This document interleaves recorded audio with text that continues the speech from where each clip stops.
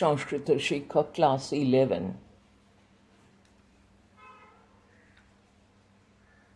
Part 1 সংস্কৃত সাহিত্য, unit 1 গদ্য, unit 2 পদ্য, ইউনিট 3 দৃশ্যকাব্য।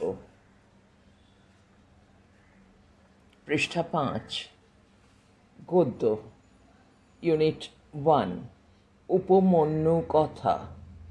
রস্যৌ প ম দন্তের নয় জফলা রস্যৌ ক থয়াকার।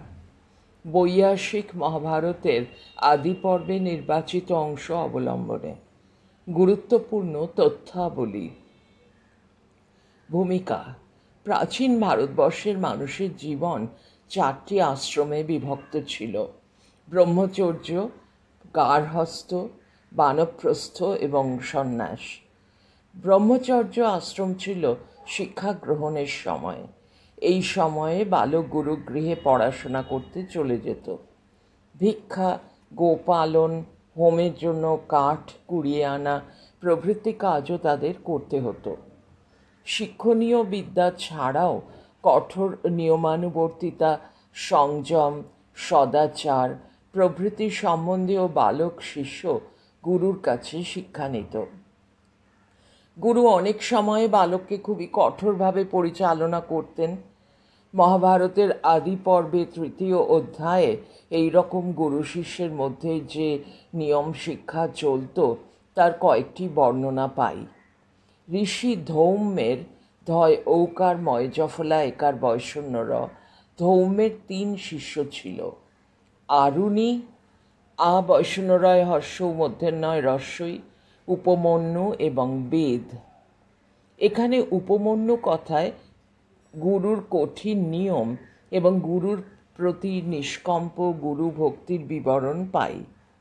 তবে রবীন্দ্রনাথ 1344 বঙ্গাব্দের চৈত্র মাসে এই কথাটি দেখে এক মন্তব্য করেছিলেন, উদ্ধৃতি শুরু: এরূপ প্রাণান্তকর নিষ্ঠুর পরীক্ষা গুরু শিষ্য সম্বন্ধের শোভন দৃষ্টান্ত নয়, জ্ঞান শিক্ষার পক্ষে ইহার একান্ত প্রয়োজনও বুঝিতে পারিনে ড্যাশ। এরূপ ব্যবহার অস্বাভাবিক, ইহার অনুরূপ দৃষ্টান্ত আর কোথাও নাই। দাঁড়ি উদ্ধৃতি শেষ। মহাভারতের সমাজ, পৃষ্ঠা 121। কবি পরিচিতি: উপমন্যু কথা শীর্ষক গদ্যাংশটি মহাভারত থেকে নেওয়া হয়েছে। মহাভারতের রচয়িতা হলেন কৃষ্ণ দ্বৈপায়ন ব্যাস। দ্বৈপায়ন দয়বফলা ঐকার। সুতরাং উপমন্যু কথাটির রচয়িতা কবি হলেন কৃষ্ণ দ্বৈপায়ন ব্যাস বা সংক্ষেপে ব্যাসদেব। উৎস: মহাভারতের আদি পর্বে 3য় অধ্যায়ে ঋষি ধৌম্যের 3 শিষ্যের মধ্যে এক শিষ্য হল উপমন্যু। উপমন্যু ঋষি ধৌম্যের গরুগুলি দেখাশোনা করত। গুরু যদিও তার প্রতি খুব নির্দয় আচরণ করেছিলেন, তা সত্ত্বেও উপমন্যুর গুরুর প্রতি ভক্তি ছিল খুবই দৃঢ়।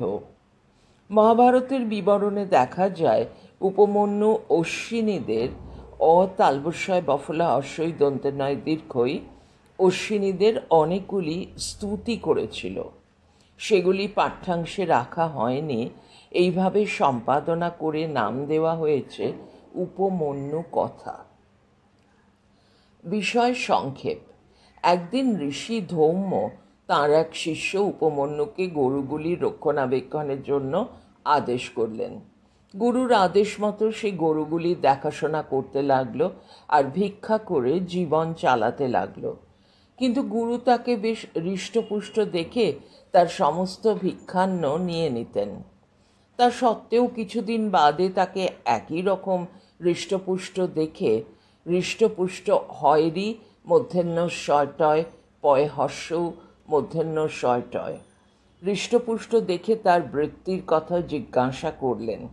উত্তরে উপমন্যু প্রথমে বলল সে ভিক্ষান্ন গুরুকে নিবেদন করে আবার ভিক্ষায় যায়। গুরু তা করতে নিষেধ করলেন। তারপর আবার গুরু তাকে একই রকম স্বাস্থ্যবান দেখে তার সুস্বাস্থ্যের কারণ জিজ্ঞাসা করলেন। উপমন্যু বলল সে গরুর দুধ খায়। গুরু তাও নিষেধ করলেন। পরে আবার একই রকম গোলগাল দেখে তার কারণ জিজ্ঞাসা করলেন। উপমন্যু বলল সে বাছুরদের মুখের উদ্গীর্ণ ফেনা খায়। গুরু তাও নিষেধ করলেন, কারণ এতে অন্যের বৃত্তির বাধা জন্মায়। অগত্যা সম্পূর্ণ নিরাহার থেকে উপমন্যু একদিন খিদের জ্বালায় আকন্দ পাতা খেয়ে নেয়। পাতার বিষক্রিয়ায় সে অন্ধ হয়ে যায়। এই অবস্থায় ঘুরতে ঘুরতে একদিন সে এক কুয়োর মধ্যে পড়ে যায়। এদিকে কয়েকদিন উপমন্যু আসছে না দেখে গুরু ধৌম্য জঙ্গলের মধ্যে গিয়ে তার নাম ধরে ডাকাডাকি করতে লাগলেন। উপমন্যু তা শুনতে পেয়ে উত্তর দিলেন যে সে আকন্দ পাতা খেয়ে অন্ধ হয়ে ঘুরতে ঘুরতে কুয়োতে পড়ে গেছে। তখন গুরু তাকে অশ্বিনী ভাইদের স্তুতি করতে বললেন।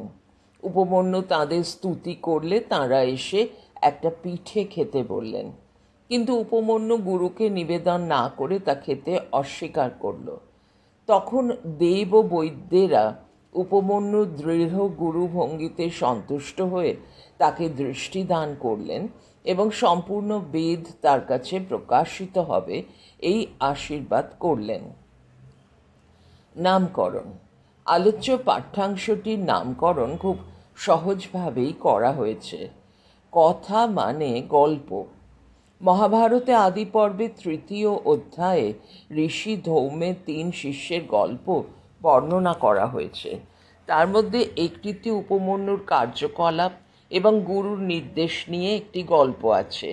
এইভাবে পাঠ্যাংশটিতে উপমন্যুর সেই কার্যকলাপ বর্ণনা করা হয়েছে বলে পাঠ্যাংশটির একটি সম্পাদিত নাম রাখা হয়েছে উপমন্যু কথা।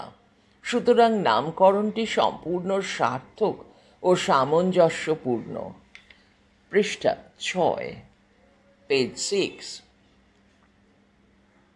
প্রথম অংশ। অথাপরঃ ...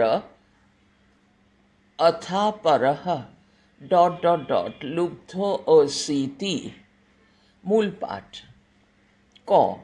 দেবনাগরী লিপিতে পাঠ। অথাপরঃ ... নমশ্চক্রে। বাংলা লিপিতে পাঠ।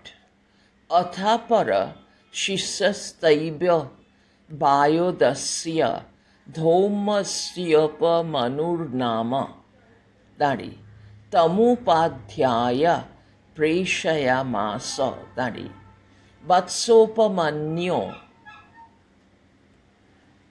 পা রক্ষস্বেতি দাঁড়ি स उपाध्याय वचनादरक्षदपा स चहनीपा रक्षित्वा दिवसक्षयेह भ्यागम्योपाध्याय स्याग्रत स्थित्वा नमश्चक्रे। क। देवनागरी लिपिते पाठ। तमुपाध्याय ... নোপযুক্ত ব্যমিতি। বাংলা লিপিতে পাঠ। আচ্ছা, আমি ক অংশের বাংলাটা প্রথমে পড়ছি। ক। অথ অনন্তর অপর শিষ্যঃ অন্য শিষ্য ছিল। তস্য এব সেই আয়োধস্য ধৌম্যস্য ধৌমের উপমন্যুঃ নাম উপমন্যু নামে। তম তাকে উপাধ্যায় গুরু প্রেষয়ামাস পাঠালেন। বৎস উপমন্যু বৎস উপমন্যু গাহ গরুগুলোকে রক্ষস্ব ইতি দেখাশোনা করো। সহ সে উপাধ্যায় বচনাৎ গুরুর কথা মতো অরক্ষত দেখাশোনা করছিল গাহা গরুগুলোকে। স চ আর সে আহানে দিনের বেলায় গাহ গরুগুলোকে রক্ষিত্বা দেখাশোনা করে দিবসক্ষয়ে দিবসক্ষয়ে দিনের শেষে সন্ধ্যাবেলায় অভ্যাগম্য এগিয়ে এসে উপাধ্যায়স্য অগ্রতঃ, গুরুর সামনে স্থিত্বা দাঁড়িয়ে নমশ্চক্রে নমস্কার করত। পড়া চলছে পরের ফাইলে।